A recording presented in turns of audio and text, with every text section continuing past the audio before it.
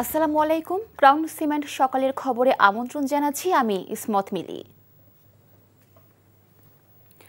রুমমেটকে মারধর ও জখমের ঘটনায় পুলিশের হাতে আটক হয়েছেন ঢাকা বিশ্ববিদ্যালয় কেন্দ্রীয় ছাত্র সংসদ ডাকসুর ভিপি প্রার্থী জালাল আহমেদ ওরফে জালামুই জালান।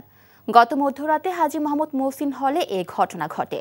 তদন্তে অভিযোগ প্রমাণিত হলে হল প্রশাসন জালালের বিরুদ্ধে ব্যবস্থা নেবে বলে জানিয়েছেন প্রক্টর সাইফুদ্দিন আহমেদ। বিস্তারিত সেলিম মালিকের রিপোর্টে।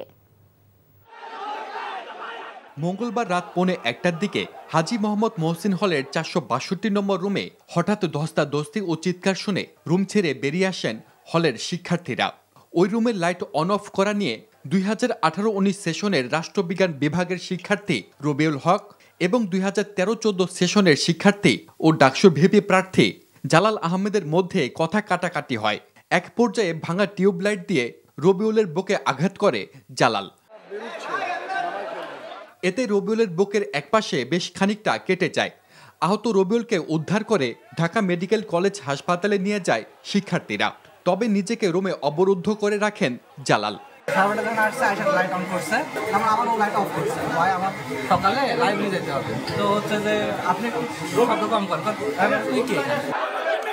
পরে বিশ্ববিদ্যালয় প্রশাসনের সহযোগিতায় জালালকে রুম থেকে বের করে পুলিশের কাছে সুপর্দ করা হয়।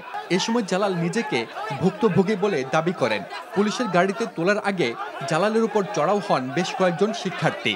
হল থেকে এবং বিশ্ববিদ্যালয় থেকে সম্পূর্ণ বহিষ্কার করতে হবে এবং তার বিরুদ্ধে ফৌজদারি মামলা দায়ের করতে হবে, হত্যা চেষ্টার মামলা দায়ের করতে হবে। হলের শিক্ষার্থীরা জানান, এর আগেও বেশ কয়েকবার এই দুজনের মধ্যে বাকবিতণ্ডা হয়েছে। হল প্রভোস্টের কাছে অভিযোগ দিলেও কোনো সমাধান হয়নি। কিছুদিন আগে আমরা ভর দুপুরে ফ্যানের স্পিড কমাবার নিয়ে হামলা করেছে রবিউল ভাইয়ের উপরে সে জালাল আহমেদ। তিনবার প্রভোস্ট বরাবর লিখিত অভিযোগ দিছে যে ওনার ওর রুমটা থেকে সরাই দিতে অথবা ওকে অন্য জায়গায় নিয়ে যাইতে, কিন্তু আসলে প্রভোস্ট স্যার এ বিষয়ে কিছুই করেন নাই। এটা আমি মনে করি এটা হল প্রশাসনের উদ্দেশ্যহীনতা ছাড়া আর কিছুই না। জালালের বিরুদ্ধে ব্যবস্থা নেওয়ার আশ্বাস দিয়ে প্রক্টর জানান, এই ঘটনা ডাকসু নির্বাচনে কোনো প্রভাব পড়বে না। আমরা প্রশাসন এটাকে কিভাবে উপাচার্য মহোদয় নির্দেশ দিবেন এটা আমরা রিজলভ করার জন্য সেটা সময় মতো বোঝা যাবে। এটা ডাকসু কেন্দ্রিক কোনো ঘটনা বলে আমার মনে হয় না। সেলিম মালিক, এনটিভি নিউজ, ঢাকা। অন্যায়ের বিরুদ্ধে দ্রোহ, মানবতার প্রেম ও সাম্যের অগ্নিশিখায় দীপ্ত জাতীয় কবি কাজী নজরুল ইসলামের 49তম মৃত্যুবার্ষিকী যথাযোগ্য মর্যাদায় উদযাপিত হচ্ছে। 1383 বঙ্গাব্দের 12 ভাদ্র ঢাকার বাংলাদেশ মেডিকেল বিশ্ববিদ্যালয়ে নিভে গিয়েছিল বাংলা সাহিত্য ও সঙ্গীতের জীবন প্রদীপ। জাতীয় কবির মৃত্যুবার্ষিকীতে ভোর থেকে ঢাকা বিশ্ববিদ্যালয়ে কবির কবরে শ্রদ্ধা জানাতে আসে নানা রাজনৈতিক নেতাকর্মী ও রাজনৈতিক সংগঠন। শ্রদ্ধা জানাতে এসে কবির নাতনি খিলখিল কাজী জানান, নজরুল সাহিত্য শুধু পড়লেই হবে না, একে ধারণ করতে হবে। আর বিএনপির সিনিয়র যুগ্ম মহাসচিব রুহুল কবির রিজভির মতে উন্নত ও গণতান্ত্রিক সমাজ প্রতিষ্ঠার মূল প্রেরণা কাজী নজরুল ইসলাম। জুলাই গণভ্যুত্থান সহ জাতীয় আন্দোলন সংগ্রামের অনুপ্রেরণাও ছিলেন নজরুল। সেগুলোকে উপড়ে ফেলতে হবে এইসব নতুন প্রজন্মের মাধ্যমে এবং নজরুলকে সাথে নিয়ে।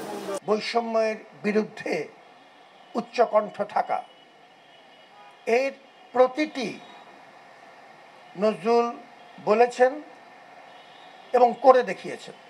আমাদের কাছে মূল প্রেরণার উৎস কবি কাজী নজরুল ইসলাম। তার অমর সৃষ্টি যতদিন বেঁচে আছে এদেশের মানুষকে কখনোই মাথা নত করতে দেবে না।